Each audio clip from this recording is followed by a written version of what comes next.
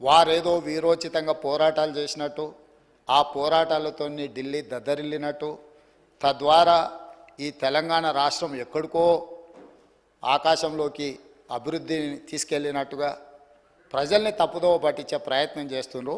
ఈ సభలో రికార్డ్స్ని సవరించాల్సిన బాధ్యత సభానాయకుడిగా నా మీద ఉన్నది అధ్యక్ష.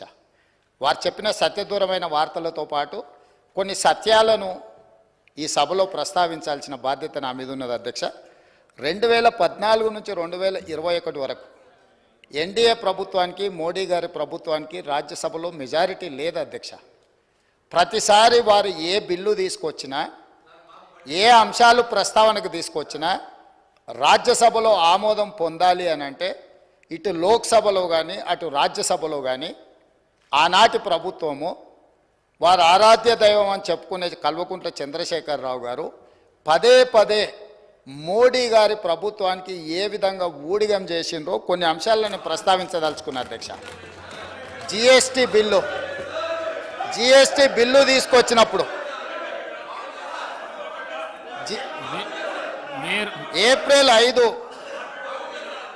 అధ్యక్ష, ఏప్రిల్ 5 నాడు జిఎస్టీ బిల్లును లోక్సభ ఆమోదించిన ఎంబడే భారతదేశంలో ఎన్నో బీజేపీ ప్రభుత్వాలు ఉన్నా ఆ బీజేపీ ప్రభుత్వాల ముఖ్యమంత్రుల కంటే ముందు ఏప్రిల్ 9 తారీఖు నాడు అత్యవసరంగా శాసనసభ సమావేశాన్ని ఏర్పాటు చేసి ఇంత అద్భుతమైన జిఎస్టీ బిల్లును నరేంద్ర మోడీ గారు తీసుకొచ్చిండ్రు.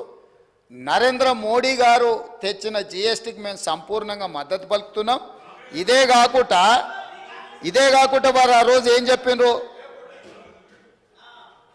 ఈ బిల్లుల మీద మోడీ గారిని ప్రశ్నించడానికి కాంగ్రెస్ పార్టీ ప్రయత్నం చేస్తే ఆ రోజు ఏమన్నారు ఇక్కడ కూర్చున్న కల్వకుంట్ల చంద్రశేఖరరావు గారు, ప్రధానమంత్రిని మీరు నిలదీసినట్టు ఈ సభలో మాట్లాడతారా, మీరు మాట్లాడడానికే వీల్లేదని చెప్పి కాంగ్రెస్ సభ్యులను దబాయించి జిఎస్టీ బిల్లుకు 100% అక్కడ రాజ్యసభలో లోక్సభలో మద్దతు పలకడమే కాకుండా ప్రత్యేక శాసనసభ సమావేశాలు ఏర్పాటు చేసి సంపూర్ణంగా నరేంద్ర మోడీ గారికి మద్దతు పలికినరు. Point number 1.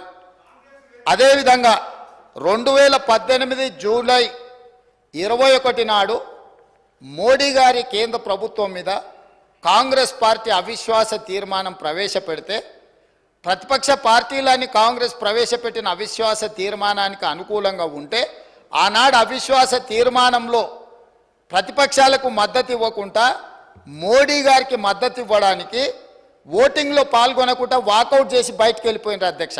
అంటే వాకౌట్ చేయడం కూడా మోడీ గారికి మద్దతుగా ఆ ప్రభుత్వాన్ని నిలబెట్టడానికి 2018లో ఇచ్చేసిండ్రు అధ్యక్ష. అదేవిధంగా రైట్ టు ఇన్ఫర్మేషన్ యాక్ట్, అసలు ఈ దేశంలోనే సమూలమైన మార్పులు, పారదర్శకమైన పరిపాలన అందించడానికి ఆనాడు యూపీఏ ప్రభుత్వం మన్మోహన్ సింగ్ గారు ప్రవేశపెట్టిన ఆర్టీఐ యాక్టును తూట్లు పొడ్చడానికి 2019 జూలైలో ప్రవేశపెట్టిన సవరణ బిల్లుకు కంప్లీట్గా రాజ్యసభలో మెజారిటీ లేకపోతే 240 రాజ్యసభ ఎంపీలు ఉంటే 113 మంది మాత్రమే బీజేపీకి ఉంటే ఆ రోజు ఆ బిల్లును ఆమోదించుకోవడానికి టీఆర్ఎస్ రాజ్యసభ సభ్యులు జోగినిపల్లి సంతోష్ కుమార్ గారు ప్రత్యేక విమానం వేసుకొని రాజ్యసభలో పాల్గొని ఆర్టీఐ సవరణ చట్టానికి ఓటేసిన మాట వాస్తవం కాదా? అంటే టీఆర్ఎస్ రాజ్యసభ సభ్యుడు ప్రత్యేక విమానంలో వెళ్ళి అక్కడ నరేంద్ర మోడీ గారికి మద్దతు పలికింది. ఆ పార్టీ అధ్యక్షుడు ఆనాటి ముఖ్యమంత్రి చంద్రశేఖరరావు గారు అనుమతి లేకుండా చేయగలడా సాహసం అధ్యక్ష? ఇది అప్పుడే వీరు మర్చిపోయినరా? అదేవిధంగా నోట్ల రద్దు ఈ దేశంలో ఉండే చిరు వ్యాపారుల యొక్క జీవితాలతో చెలగాటమాడింది. నోట్ల రద్దు చేసినప్పుడు కాంగ్రెస్ పార్టీ సంపూర్ణంగా తప్పుపడితే 2016 డిసెంబర్ 16 నాడు నోట్ల రద్దును స్వాగతిస్తున్నట్టు ఇదే అసెంబ్లీలో చంద్రశేఖరరావు గారి తీర్మానాన్ని ప్రవేశపెట్టి ఇది అద్భుతం, ఈ నోట్ల రద్దుతోటి దేశంలో సమూలమైన మార్పులు తీసుకొస్తాయి. ఆ రోజు వారు ఏమన్నారు, ఇంకా ఈ నోట్ల రద్దుతోటి పూర్తిగా మార్పులు జరుగుతాయి, ఎప్పటి నుంచో నేను ఇట్లాంటి గొప్ప మార్పులు తీసుకురావాలనుకుంటున్నా, దీని ద్వారా ఈ మొత్తం వ్యాపారాలు అన్నీ బాగుపడతాయని చెప్పారు. కానీ చివరికి ఆ నోట్ల రద్దుతో ఏమైంది అధ్యక్ష, జీడిపి ఇప్పటి దగ్గర వారు గొప్పలు చెప్పారు కదా జీడిపి గురించి, ఈ నోట్ల రద్దుతోనే 2% జీడిపి తగ్గిపోయింది అధ్యక్ష ఈ దేశంలో. దాంతో దాదాపుగా 3 నుంచి 3.5 లక్షల కోట్ల రూపాయల నష్టం జరిగిందని చెప్పి నిపుణులు నివేదికలు ఇచ్చిండ్రు అధ్యక్ష. ఆ నోట్ల రద్దుకు మద్దతు పలికిందే వీళ్ళు అధ్యక్ష. ఇదే సభలో తీర్మానం చేసి గొప్ప నిర్ణయం అని పొగడ్తలతో ముంచెత్తిండ్రు అధ్యక్ష. ఇదే కాదు, 2017లో రాష్ట్రపతి ఎన్నికలు జరిగినాయి అధ్యక్ష. ఆనాటి బీజేపీ అభ్యర్థి రామ్నాథ్ కోవింద్కు వీళ్ళందరూ లైన్లో నించొని ఓట్లేసిండ్రు అధ్యక్ష. అదేవిధంగా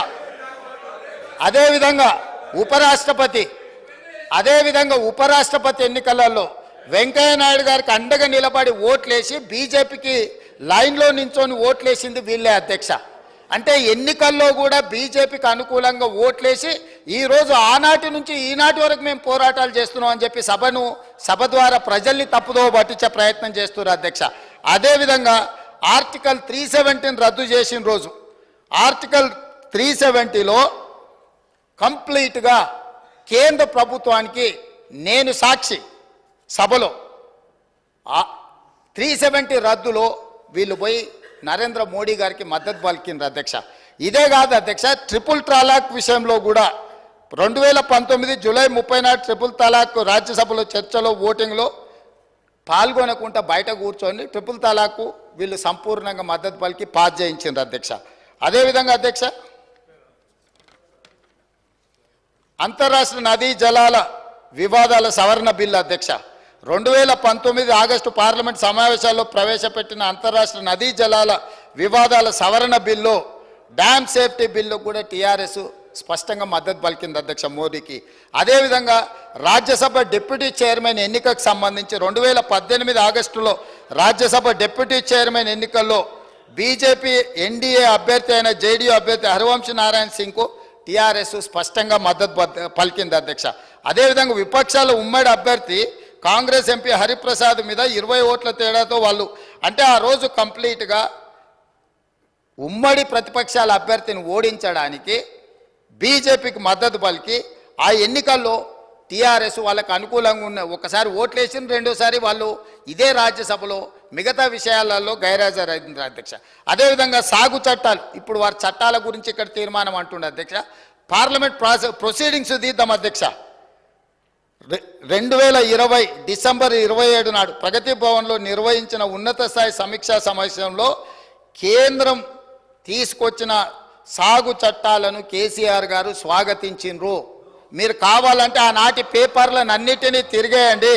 పంటలు కొనుగోలు చేసేందుకు ఆ రోజు వారు మాట్లాడింది ఏంది అధ్యక్ష, పంటలు కొనుగోలు చేసేందుకు ప్రభుత్వం వ్యాపార సంస్థ కాదు, రైసు మిల్లరో దాల్ మిల్లరో అసలే కాదు, కొనుగోలు అమ్మకాల బాధ్యత